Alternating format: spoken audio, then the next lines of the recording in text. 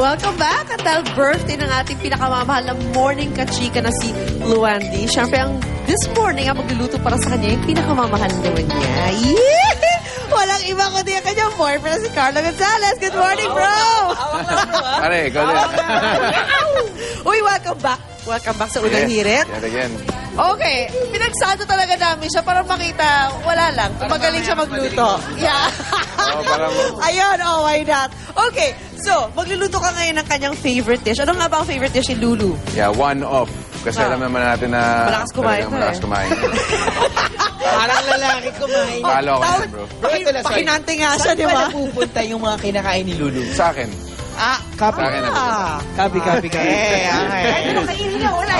Wala din lumalabas. Solid. So yun, one of her favorite dishes yung caldereta talaga. Mahilig siya sa stew eh. Tapos yung mga medyo may spicy ng konti. Oo. Actually, natikman na namin yung stew ni Carlo pag Christmas party na yung mga hosts. Ang sarap talaga. It's the best.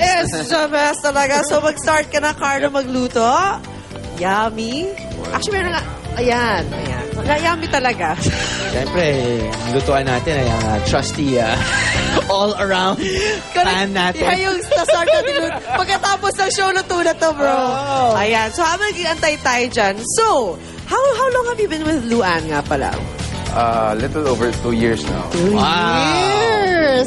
So, ano pagkakilala mo kay Luan na hindi pa namin alam tungkol sa kanya? Ibukin natin si Luan today. Oo. Why pa not, diba? Alam na. Hindi naka-on ng TV. Siguro, she's very transparent naman eh. Kaya Oh, yeah. makikita mo talaga yung mga mannerisms niya, yung mga ugali niya talaga. Diba? Pagalit siya, Siguro tingnan yung mata niya. pinaka hindi lang alam ng tao is she's very accommodating. Yes, Ano yes, siya, she is. maasikaso siya kumbaga. So pag kunyari may mga kailangan gawin na hindi ko kayang gawin, siya yung gumagawa, ganun. Ayun. Okay, mukhang lumalabas na ngayon yung yung isang attitude ni Lulu na gusto na siya. Sabi niya, oy, magluto ka na. Tama Lumalaki, Yun nga eh. lumalaki na ang Ganun mata nga niya eh. eh. Ito na po, ito na. Lumalaki na yung mata. Gutom na siya. Kasi iba nga naman talaga ang stew ni Carlo. Diba, iba na talaga ngayon eh. Yung mga lalaki na ngayon yung nagluluto sa bahay. Kasi ikaw, Yeah. the world is turning, man. Mga lalaki nagluluto, mga babae nagtatrabaho. Yeah. Alaga ng bata yung mga lalaki. Hindi lang magpapatid eh. Hindi naman pa din. Yun, that's what I'm saying. Hindi niya kaya gawin. Thank God, di ba? Pero ang galing mo rin magluto, Okay, so bro. you got red onions, brother? Yep. Red onions. And I like to cook my chili with it. Ayun, dried Lalo na chili. pag dried chili. Oh, masarap yan. Para medyo Maanghang. ma-infuse yung flavor niya sa akin. Mahilig mo sa maanghang si Luan? Medyo. Pero hindi niya kaya yung talagang intense Solid. heat. Oo. Yung At tapang nga ali. hit lang. Okay, May and then... tamang hit lang.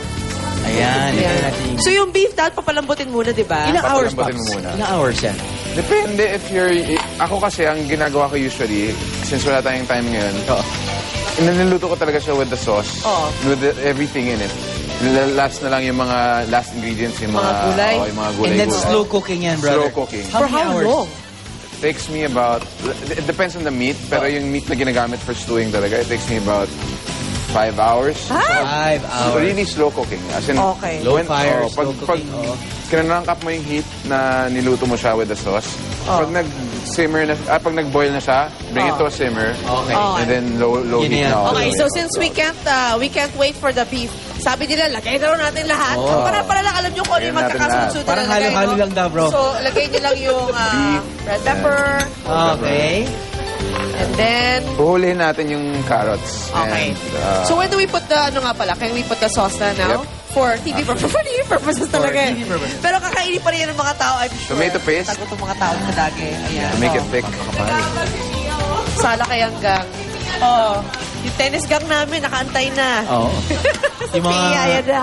Nag-aantay na rin yung mga senatorial votes, actually. Oo, malapit na. Ayan naman, masarap ba Okay, yan? anyway, so basically, what Carlo is going to do is, mga kapuso, so lalagay niya lahat ng ingredients. Kanina, ginawa na niya para hindi na magutom si Luan. So ito na po ang finished product natin. Ito na ang beef caldereta ala Carlo. So Carlo, Right. dapat ikaw magbigay niyan kay Okay. Lulu. Oo, bro. You present it to the beloved. So nagluto ka na ng kasando, mag-serve ka ngayon ng nakauban. Ayan. Ang hindi nila alam, wala akong Why pang-ilalim. not? Wala kang pakilalim, Oo, bro! yun na sa alam. At syempre, kailangan mo. Of course. Yeah, there you go. Ready na kayo? Hindi Hindi nakapantalon si Carlo. Naka-boxer shorts lang yan. Ay! Wala.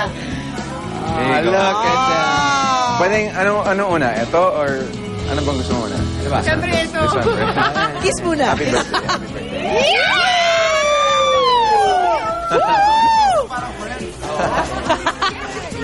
Oo naman. At syempre, Ay, what? Dude. Alis. Get out. Si Carlo. Naninalamig na si Carlo. Pagkutom talaga mga tao rito. Alam niyo po, sa totoo lang, hindi lang ako yung may favorite nito. Ay, Yung buong kami. UH bar ka. Yes. Magaling si Carlo magluto talaga. Correct. Hey, Bro. Ay, pare. Ay, pare, may regalo rin sa yung unang hirit doon. Buksan mo siya. Yan. Ang mga kumain talaga yung mga lalaki ng unang hirit, no? Sa lakay gang talaga. Tirahan niyo. Gusto ko lang makita niyo kung ano regalo ng unang hirit kay Luan. Siyempre, ayan, ang sarap ng beef ni Carlo. Uy!